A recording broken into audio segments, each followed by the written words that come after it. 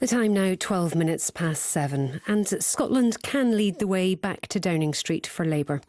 That was the prediction from Sir Keir Starmer to a packed Labour conference as he directly appealed to Scottish voters to return to the party. The Labour leader said he was under no illusion that the party must earn every vote following victory in last week's by-election in Rutherglen and Hamilton West. But it didn't all go to plan, with security forced to step in after a protester threw glitter over Sir Keir at the beginning of the speech. Well, let's speak to Michael Shanks, the winner of that by-election and Labour's newest MP in Scotland. Good morning to you, Michael. Good morning. Thank you for joining us and welcome. Sir Keir Starmer's speech got off to a pretty rough start. What went through your head when the protester ran onto the stage?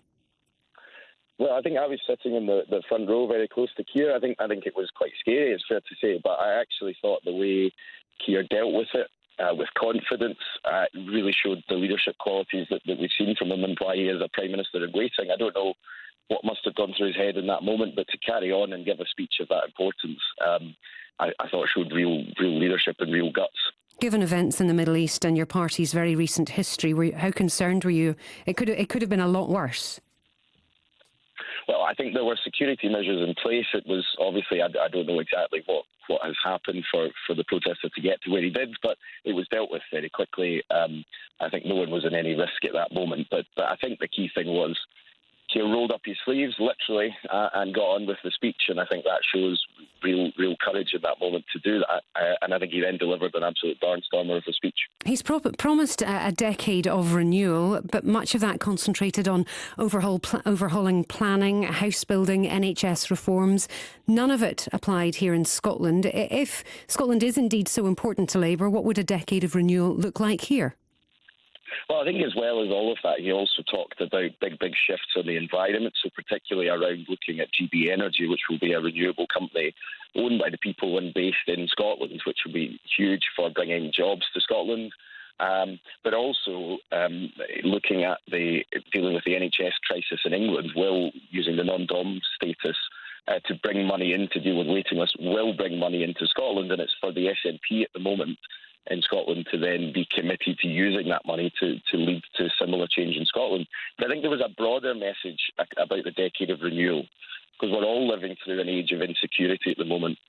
And I thought what he was saying around the cost of living, around precarious work, real change to Labour's New Deal for working people, which will ban 0 hours contracts, ban fire and rehire, bring the national minimum wage into a living wage. These are radical policies that will change people's lives all across the UK. Let's go back to this publicly owned energy company, GB Energy.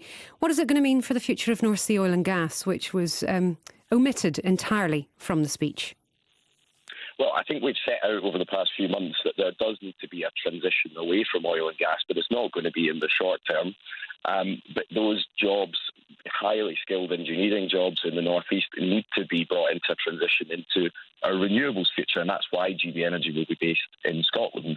Because, and Keir did mention this in his speech yesterday, Scotland has highly skilled workers in this renewables field, and he wants to tap into that through GB Energy being based in Scotland. So I think that's a huge statement of intent about our commitment to Scotland. But also this just transition, I think we all agree is now important. Well, we all agree apart from the Conservatives who have backtracked from it. And I think it shows a real contrast between the Labour conference and the Conservative conference. We've got a Prime Minister who's not retreating from one of the biggest issues we're facing as a world, but tackling it head on and at the same time bringing jobs. Well, hang on, he's not tackling it head on at all. The issue with Rosebank highlights quite a big issue for Sir Keir Starmer. He's very quick to criticise Conservative policy, but not quick to reverse it. He's said that he wouldn't reverse the licence for Rosebank. He's not going to reverse HS2. He's not going to reverse the two-child benefit cap.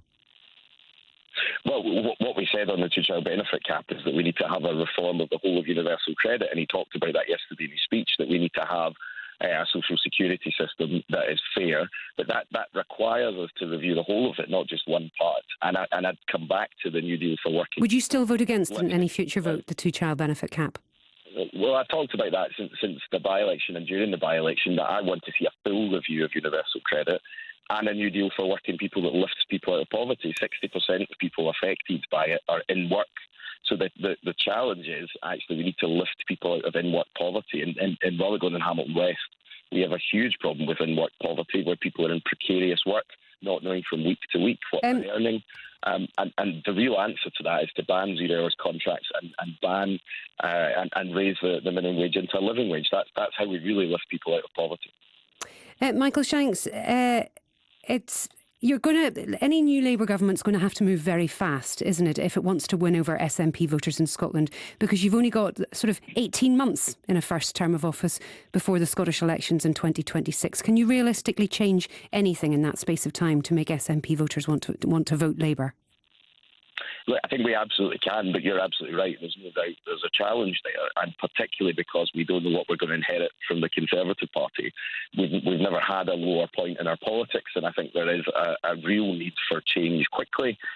Some of it will take longer. I mean, a decade of renewal is indicating that actually this needs to be a long-term, mission-driven government, not sticking past the solutions. But genuinely, I think there are things we can do really, really quickly. And what showed in the Rutherglen and Hamilton West by-election is that people are fed up with the SNP and the Conservatives.